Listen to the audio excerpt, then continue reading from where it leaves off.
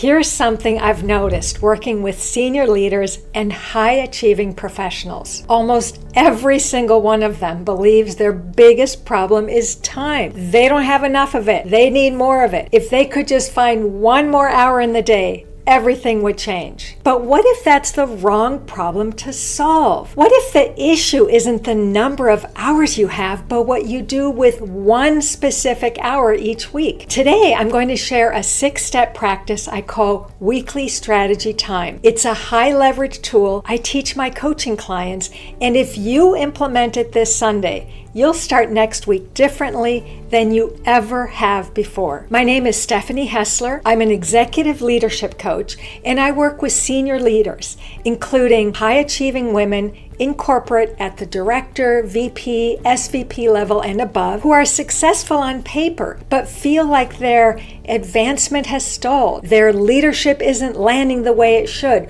or their week is running them. Earlier in my career, VP in corporate business, raising a family, I burned out. And when I did, it was physically painful. All of me hurt. My brain and my body felt exhausted. I was waking up at 2 a.m. with my mind already running. By Sunday evening, I was anxious about Monday before the week had even started. I was doing everything right and still feeling behind. The problem wasn't my work ethic. It was that I had no protected time to think. I was always in the doing, never in being strategic about my future. That's when I developed what I now call weekly strategy time. Every Sunday afternoon, I block 60 minutes in my calendar like an appointment with my most important stakeholder, because it is. And the difference?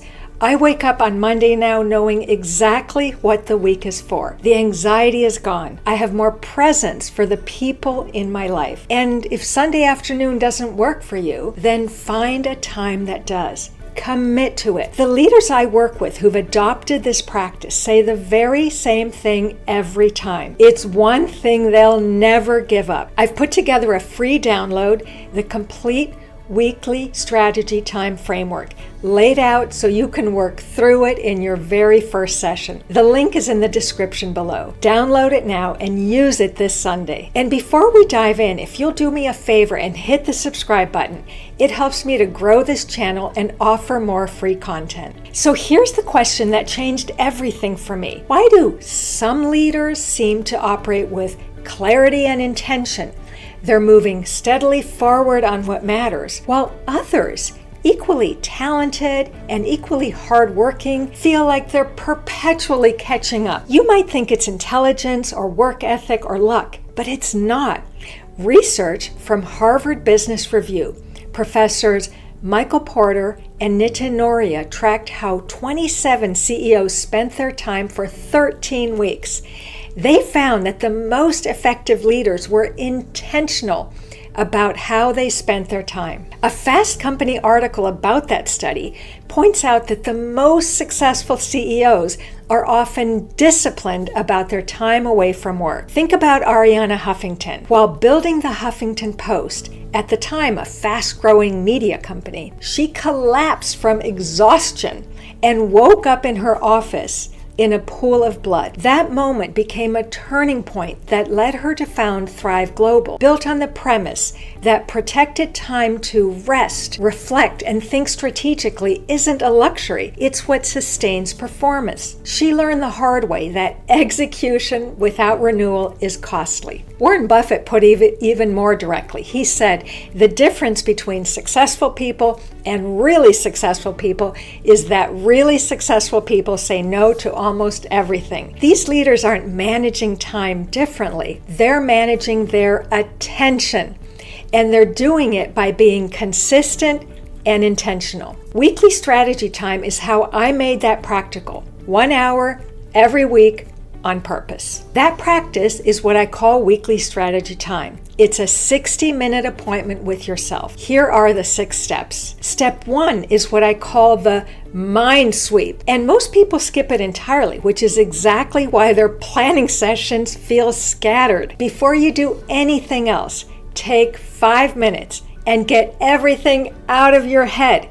open loops, nagging items, things you said you'd follow up on, ideas you haven't written down. This is a concept I learned from David Allen, author of Getting Things Done. And his insight is exactly right. Your brain is designed for having ideas, not for holding them. When you try to plan while still carrying mental clutter, your planning quality suffers. You're using cognitive bandwidth to remember things instead of to think clearly. So take 5 minutes and write everything out. Then you're ready to actually think. Step 2 is alignment, and this is where most people's planning falls apart, even when they don't realize it. Most people plan from their calendar. They look at what's already scheduled and try to fit in whatever's left. But leaders strategize from their future. Here's what I mean. I use what I call the weekly strategy cascade, a top-down view that moves from your 3-year vision to your keystone goal for your year, to your 90-day focus,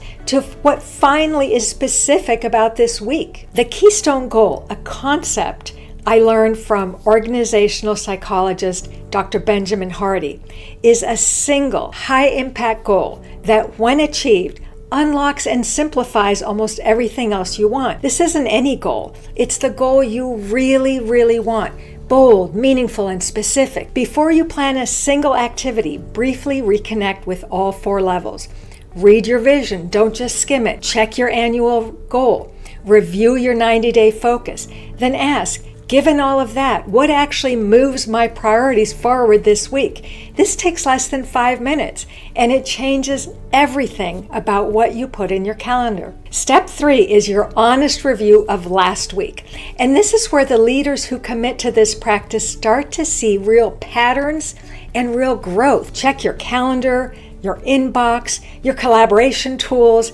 Ask yourself 3 questions. What didn't get done last week? What needs follow-up right now, and ideally schedule it immediately? And what's the trend your execution is telling you? That last question is the most important one that most leaders never stop to ask themselves. Not just what happened, but what the pattern means. One of my clients realized she was attending meetings out of habit that she didn't need to attend. That freed up hours every week for priorities that actually matter. Then apply what's called the 3D rule for everything that's unresolved. Do it, schedule it in your calendar this week, especially if it's aligned with your core priorities. Delegate it, assign it clearly and confirm understanding, or ditch it if it no longer serves your priorities. Remove it without guilt. Step 4 is where you shift from reactive to intentional. You're going to set your strategic priorities for the week. I encourage you to answer these questions in writing, not just in your head. Writing activates a different kind of thinking. There are 4 questions. First, what is the one outcome this week that would move your most important priority forward? Gary Keller, author of The One Thing, calls this the focusing question. What's the one thing I can do such that by doing it, everything else becomes easier or unnecessary? Write it down. Second, who do you need to talk to? Identify 2 or 3 conversations that will unblock or accelerate everything downstream. Who needs to be aligned? Who has the decision you're waiting on? This is one of the highest leverage things a leader can do, and one of the most consistently overlooked in traditional planning frameworks. Third, where will you create strategic visibility this week? Where will you communicate progress, a decision, or a direction so that the right people understand your leadership and your impact? This isn't self-promotion, it's strategic communication. Identify at least one moment this week where you shape the narrative rather than simply respond to it. And fourth, what's the one boundary you will protect this week? What will you stop doing, delegate, or defer so you stay focused on what actually matters? As Greg McKeown writes in his book Essentialism, if you don't prioritize your life, someone else will. I worked with a vice president at a global financial services company who was doing everything right, and it felt like she was going nowhere. She was delivering results, putting in the hours, and still felt invisible to the leaders who made decisions about her future. When we got to this step in her weekly strategy time, I asked her, who do you need to talk to? She knew exactly who. There was a conversation with a senior leader in her division she had been avoiding. She put it in her calendar and within a few days had her first conversation with him. More conversations followed. Within 2 months, she was asked to lead a significant new initiative. That's strategic visibility in action. Step 5 is where you design the week ahead and you do it like a leader, not a doer. Stephen Covey said it best. Put first things first. Start with your life essentials: family, health, rest, fun. Then your strategic priorities from step 4. Then buffer time because fires happen. Let everything else fill in around them. When my kids were growing up and I was working full time, I couldn't afford rigidity, and neither can you. There are stormy seasons and calm ones. The framework should bend so you don't break. One rule that never changes: get your priorities into your calendar before someone else fills that time for you. Step 6 is how you close every weekly strategy time session. It's the bridge between your weekly strategy and your daily actions. Before you finish, write Monday's 6 most important actions and make sure they're in your calendar. Then every evening before you close your workday, write the next day's 6 actions. This practice, which I learned from Bob Proctor, is really simple. For me, I prioritize my actions and how I'm directing my attention based on how I work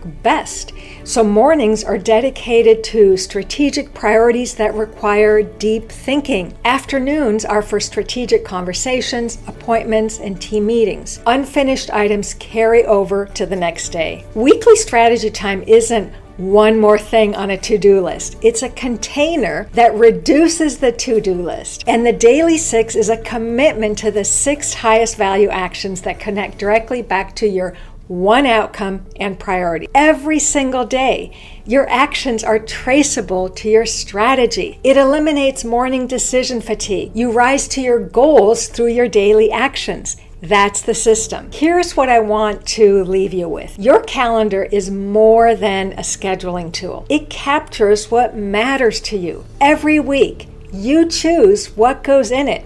And that choice either reinforces your leadership or quietly erodes it. If you're always reacting, solving, and staying available, your calendar is telling everyone to treat you like the doer, not the leader. The leaders who are the most trusted aren't necessarily the ones who work the hardest. They're the ones who consistently know why they're working, on what, and toward what. Weekly strategy time is how you build that clarity. 1 hour every week. That's the investment. If you're ready to stop being valued for what you execute and start being trusted for where you lead, this is how you make that shift, 1 week at a time. I work with senior leaders privately through one-to-one executive coaching and through my Bliss Accelerator for high-achieving women who are preparing for their next level of executive leadership. If either of these feel like the right next step for you, I'd love to connect.